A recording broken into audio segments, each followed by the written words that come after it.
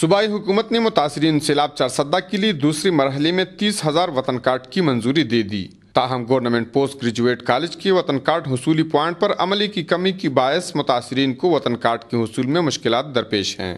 متاثرین کے مطابق انہیں 3 دن انتظار کرنے کے باوجود وطن کارڈ کی حصولی ممکن نہیں ہوئی۔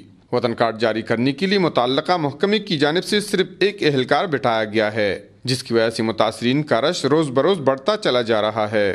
وطن کارڈ کے حصول کے لیے بعض اوقات متاثرین کو پولیس کی مار پیٹ کا بھی سامنا کرنا پڑتا ہے، جبکہ کمزور اور ضعیف العمر متاثرین گرمی کی شدت کی وجہ سے بے حال ہو جاتے ہیں۔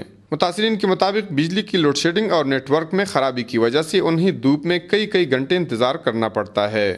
متعلقہ اہلکاروں کی وطن کارڈ میں خرد برد اور متاثرین کو رشوت دینے پر مجبور کرنے کی وجہ سے اکثر متاثرین میں ہاتھا پائی بھی ہو جاتی ہے۔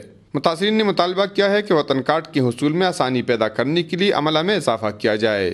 کفایت اللہ، اے نیوز، چارسدہ۔